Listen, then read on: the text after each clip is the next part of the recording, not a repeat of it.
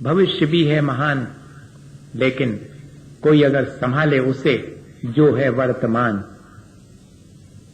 अगर हम वर्तमान को संभाल लें तो हमारा अतीत और हमारा भविष्य हमारे हाथ में, उसके निर्माता हम स्वयं हैं।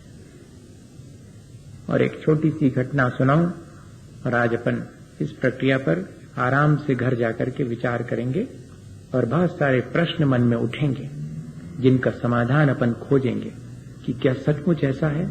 इतनी बातें सुनने के बाद मन में एक कसमसाहट जरूर लगेगी, क्या ऐसा कर सकता हूं? मैं तो अभी तक यही सोचता था कि मैंने जो पहले बांधा है वो भोगने की मजबूरी है, और मैं तो पूरे जीवन यही देखता आ रहा हूं।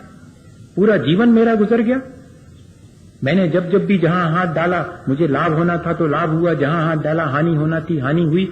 मैं कोई क्या कर सका? मैं तो अत्यंत मजबूर, किसी के हाथ की कठपुतली की तरह मैं अपना जीवन जी रहा हूं। मैंने तो आज तक यही सोचा था, आज ये कौन सी बात कह रहे हैं? विचार करना, मेरी बात को सहसा मान मत लेना। ऐसे तो हम बहुत सारी बातों को मानते आए हैं, किस किस की मानेंगे? अब किसी की नहीं मानना। अपने भीतर झांक करके देखना कि वास्तविकता क्या है, उसको मानना। मैं आपको ये साहस दिला रहा हूं कि जब किसी दूसरे के कही हुई बात को हम फिर से एनालाइज करके देख सकें, अभी हम लोगों के पास ये साहस नहीं है।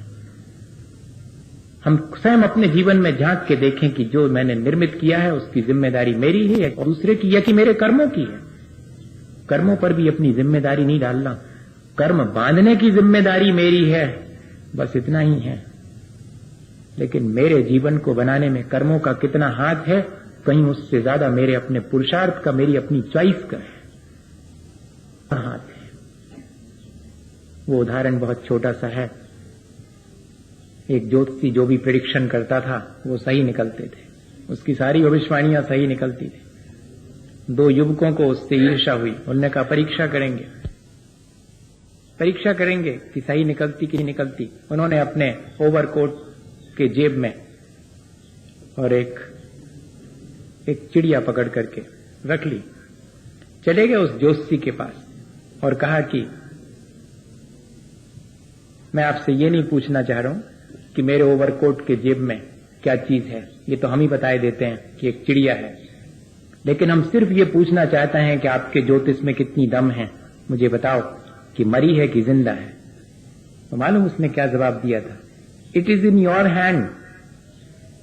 चिड़िया तुम्हारे हाथ में है और चिड़िया का मरना और जीना भी तुम्हारे हाथ में। It is in your hand. ये एक प्रतीक है इस बात का।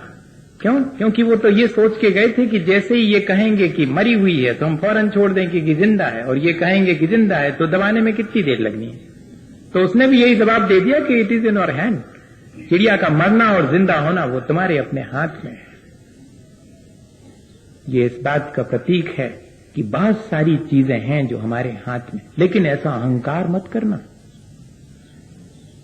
हां, मेरा पुरुषार्थ मुझे अहंकार करने की प्रेरणा नहीं देता।